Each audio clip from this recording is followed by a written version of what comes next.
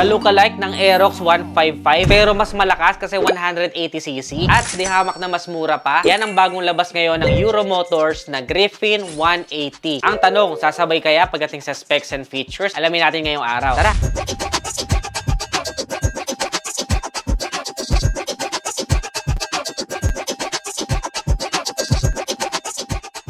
Nito nga nakaraang Makina Moto Bazaar, netizens ay merong test drive at napansin ko itong isang motorsiklo na kahawig siya ng Aerox 155 dahil dun sa pagiging sporty ng looks niya, brusco, may size yung motorsiklo pero may mga konting tweaks when it comes to aesthetics. Kagaya nung kanyang upuan, merong back seat at parang nakamodify na, almost carbon-like look yung hinahatid niyang effect. Tapos maganda rin yung color combination ng kanyang decals. Isa rin sa napansin ko ay naka-LED din tayong mga ilaw. Poging-pogi talaga at yung tindig ay mala Aerox 155. At syempre, napakalinaw din and very visible yung kanyang fully digital na meter panel. Kung maalala nyo last time, netizens, ay nag-review tayo ng Samurai 155i na kalookalike naman nung Honda Click 160. Pero sobrang baba ng SRP compared dun sa Click 160. At ang maganda, sumasabay yung specs and features. This time around, ito naman si Griffin ang pinantapat sa Aerox 155. Hindi lang siya basta looks, tinapatan din nila pati yung maximum output ng power nito. Sa engine ay meron tayong 4-stroke, single cylinder at naka 4 valves na merong displacement na 180.4cc to be exact at merong bore and stroke na 63 by 57.9mm.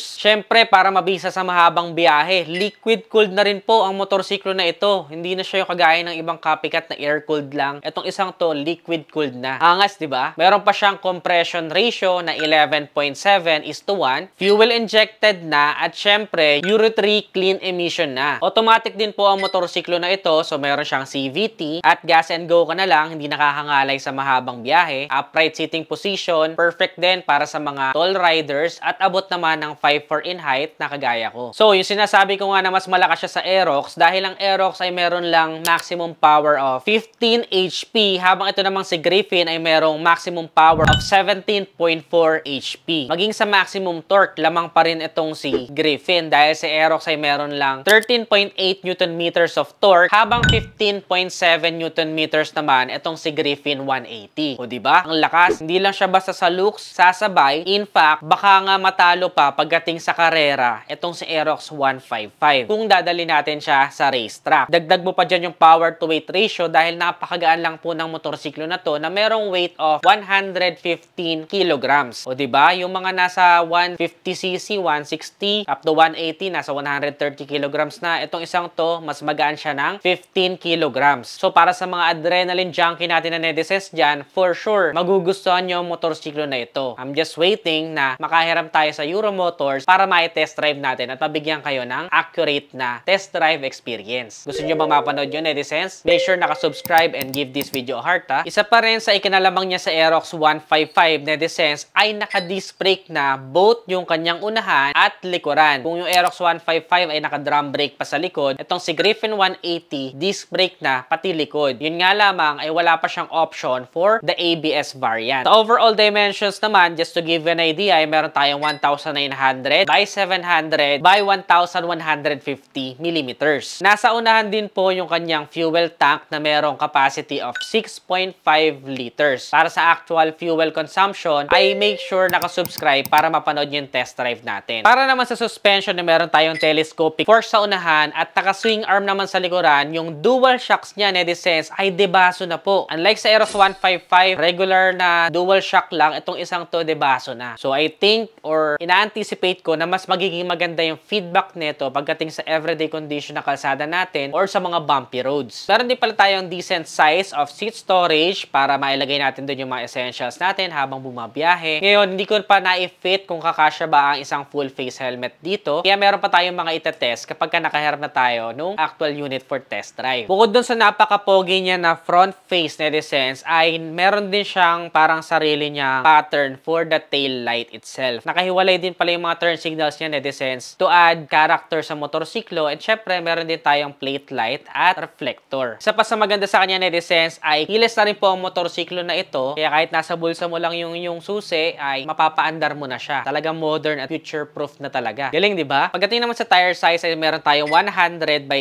80, 14 sa unahan. At meron naman tayo sa likuran na 120 by 70, 14. 14 inches na mga gulong at tubeless tires na. At kung gusto niyo naman na mas visible kayo sa kalsada kapag gabi, ay highly recommend na magpakabit kayo dito ng Prism Mini Driving Light. Dahil yan yung subok natin na malakas yung bato ng ilaw, maaasahan sa longevity at waterproof pa. For now, netizens, ay pre-order pa lang itong si Euro Motors Griffin 180 at wala pa silang nirelease na official price para dito. Pero ako yung tatanungin ang estimate ko dahil if you will compare it to sa kanilang Samurai 155 na merong 88,900 pesos na SRP, mas mura siya doon sa Honda Click ng 28,000 dahil 116,900 ang presyo noon. Sa Aerox 155 naman, yung kanilang non-ABS variant, since non-ABS itong nire-review natin, ay merong presyong 124,000 pesos. So kung i-minus natin yung 28,000, ay pwede natin i-estimate na nasa around 96,000 pesos yung magiging SRP nito. Or pwedeng mas mahal pa. Pero kung maire-release nila to ng under 100,000, talagang sulit na sulit at panalo ang motorsiklo na to, netizens. Yung mga specs and features niya, sumasabay talaga sa mga Japanese brands. So far, maganda naman yung mga naging feedback ng owners ng Samurai 155. Para sa inyo, netizens, sulit ba to na competitor ni Aerox 155? Ito ba yung magandang budget option kung talagang nangangarap ka ng Aerox pero bitin pa yung budget mo? I-comment nyo naman dyan sa ibaba. Ano pa kaya mga ibang motorsiklo o sasakyan ang gusto nyong mapanood next vlog? Comment your suggestions below. Pwede nyo rin kami i-visit dito sa aming Nedi Shop na located sa Santa Rosa, Laguna. Available yan sa Google Maps or Waze. Yun lang, netizens. See you around. Again, this is Ned Adriano. Always keep it cool and ride safe always.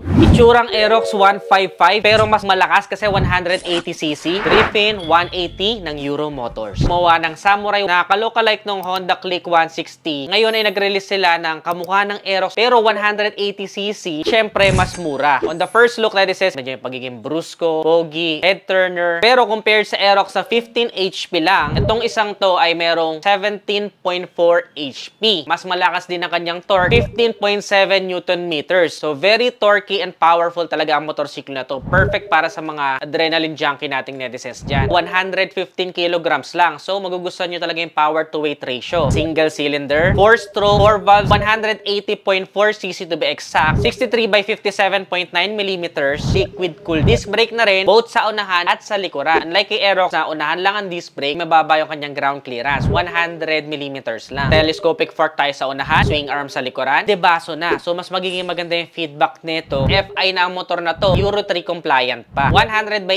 80 by 14 front tire size. 120 by 70, 40 naman yung rear. 11.7 is to 1 charging port. Covered na bulsa. Nasa unahan na rin yung kanyang fuel tank na 6.5 liters. Malaking seat storage. Keyless na rin po. Wala pa nga lang silang official price na inilabas. Nasa estimate ko, 96,000 pesos. Kung makukuha nila na under 100k yan, ay talagang sulit na sulit. Color combination, upuan, merong back support, yung style, yung performance,